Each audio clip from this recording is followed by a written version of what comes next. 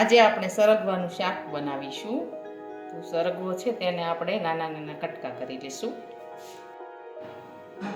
આજે આપણે રીંગણા, બટેટા, ટમેટી, સરગવો અને વટાણા આપણે તેનું શાક બનાવીશું. હવે આપણે બધા શાકભાજી છે તેને આપણે સમારી લઈશું.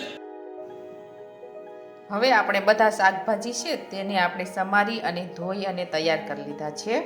હવે આપણે શાક છે તે વઘારી લઈશું. હવે આપણે વઘારવા માટે તેલ છે તે ગરમ કરવા મૂકીશું.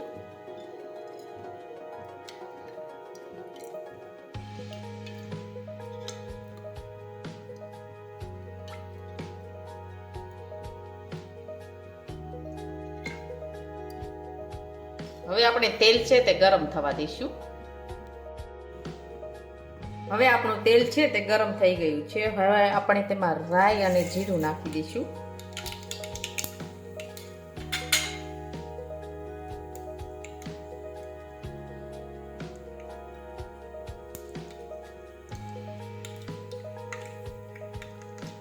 હવે આપણે તેમાં હિંગ નાખીશું થોડી.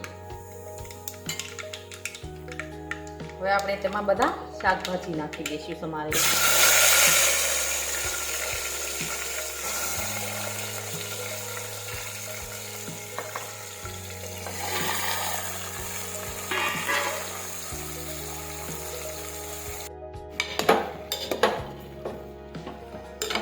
હવે આપણે બધા મસાલા છે તે નાખી દઈશું.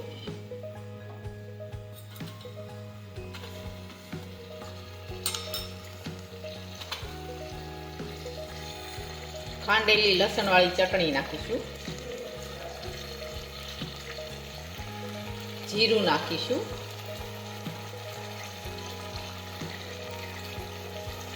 હળદર નાખીશું.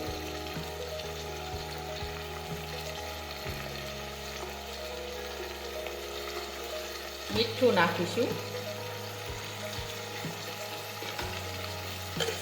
ખાંડ નાખીશું.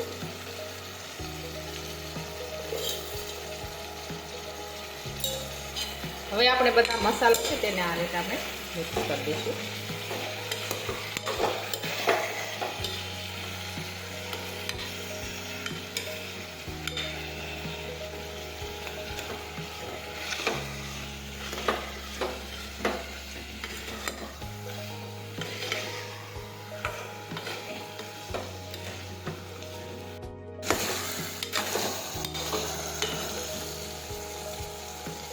હવે એકદમ સરસ બધા મસાલા છે તે મિક્સ થઈ ગયા છે. હવે આપણે તેમાં પાણી ઉમેરી દઈશું.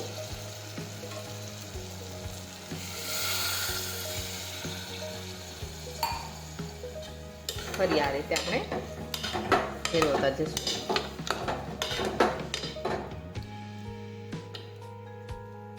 હવે આપણે કુકરનું ઢાંકણ છે તે બંધ કરી દઈશું.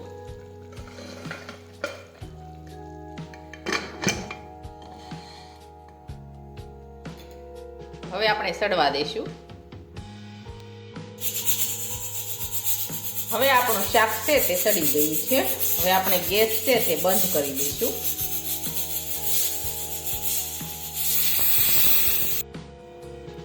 હવે આપણું શાક છે તે એકદમ સરસ સડી ગયું છે. હવે આપણે તેમાં ધાણા નાખી દઈશું સમારેલા.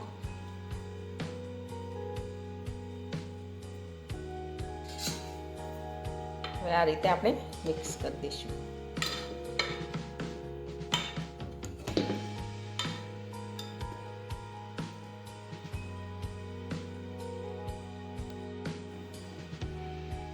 હવે આપણું શાક છે તે એકદમ સરસ બનીને તૈયાર થઈ ગયું છે. અને અમારો આ વિડીયો ગમે તો અમારી JK કુકિંગ એન્ડ હેન્ડવર્ક ચેનલને લાઈક કરો, શેર કરો અને સબસ્ક્રાઈબ કરો.